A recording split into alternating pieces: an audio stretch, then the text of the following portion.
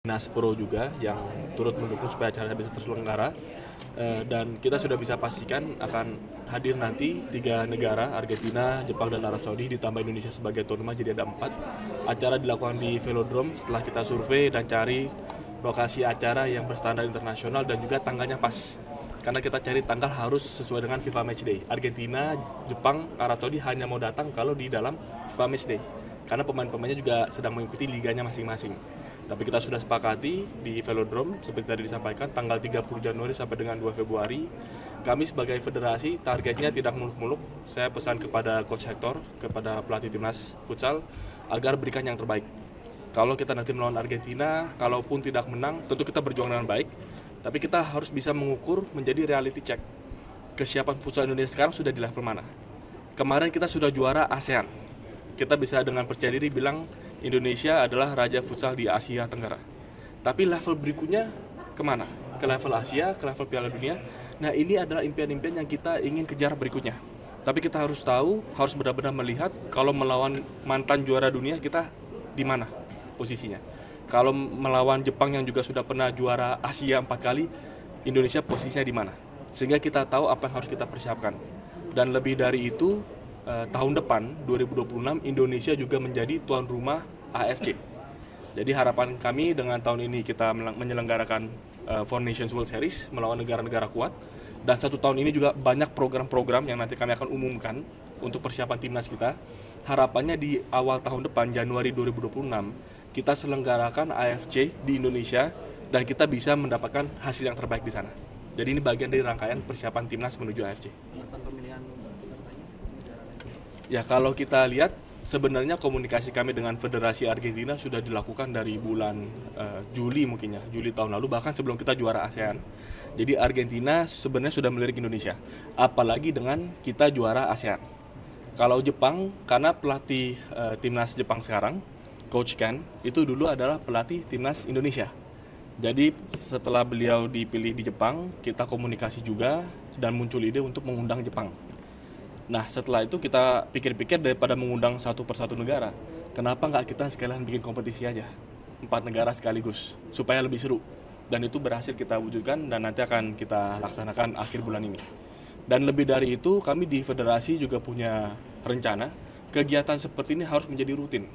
Karena tadi pesan dari Kemenpora jangan hanya berpaku menjadi event-event saja, event datang, event pergi. Tapi kami punya impian, kalau kita berhasil menyelenggarakan ini dengan baik, tahun depan kita undang negara-negara lain, Brazil, Spanyol, Portugal. Ada beberapa negara sudah komunikasi. Brazil, kalau saya boleh buka, Brazil sudah ada kontak ke kami, ajak pertandingan persahabatan. Perancis juga sudah, Uzbekistan juga sudah, Maroko juga sudah. Jadi kita punya potensi untuk menyelenggarakan banyak event internasional futsal di Indonesia.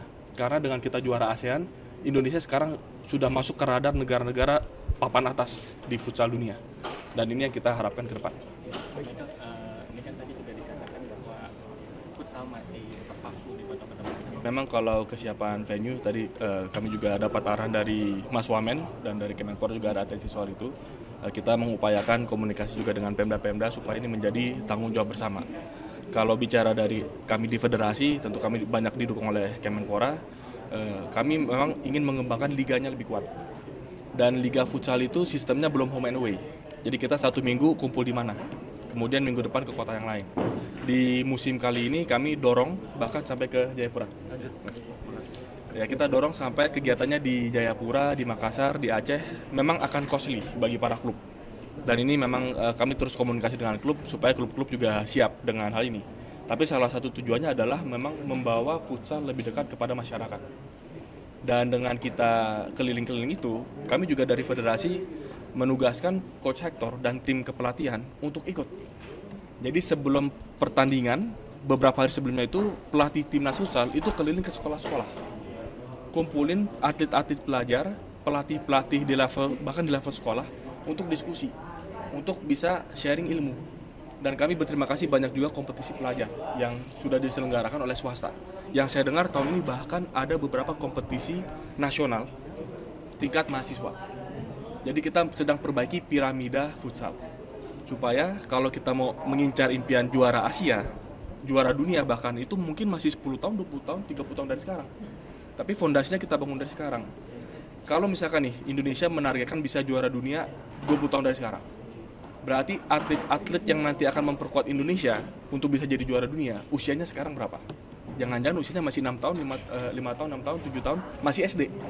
Artinya kan dari federasi sudah harus mulai ada perencanaan bagaimana sudah bisa mulai scouting, mempersiapkan, mengenalkan futsal bahkan ke anak-anak yang masih baru masuk SD.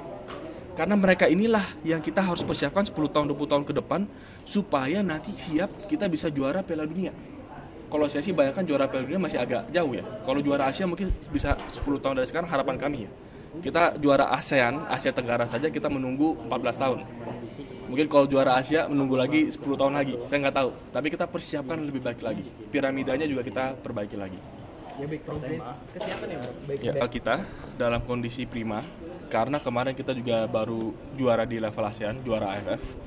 Kemudian kembali dan juga liganya sudah mulai.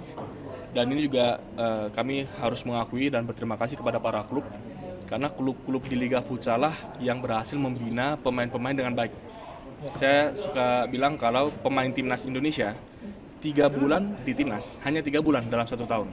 9 bulan sisanya di klubnya masing-masing. Jadi kita konsolidasi dengan para klub supaya di liganya lebih kompetitif. Itu kenapa di awal musim Liga Futsal tahun ini ada namanya Super Cup. Jadi kompetisi pramusim supaya langsung kompetitif dari awal. Ada piala yang diperebutkan.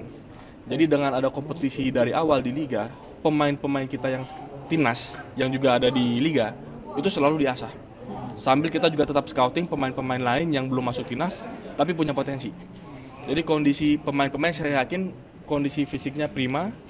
Tinggal bagaimana nanti pada saat kita panggil dengan waktu yang terbatas, karena kan kita break dari liga untuk kompetisi ini, TC-nya hanya 3 hari. Kekompakannya, soliditasnya, strateginya bisa kita konsolidasikan.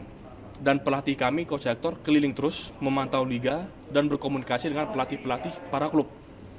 Supaya pada saat nanti dipanggil ke timnas, transisinya tidak perlu terlalu lama, langsung ke kondisi prima, kompak, kita melawan Argentina, Jepang, dan Arab Saudi. Pak, terkait selain dengan Kami untuk timnas futsal berikan yang terbaik. Kita mau asah, tunjukkan apa adanya. Kondisi timnas kita bangga dengan timnas sudah juara Asia Tenggara, sangat bangga. Tapi kita mau cek kalau lawan juara dunia kita sudah siap atau belum.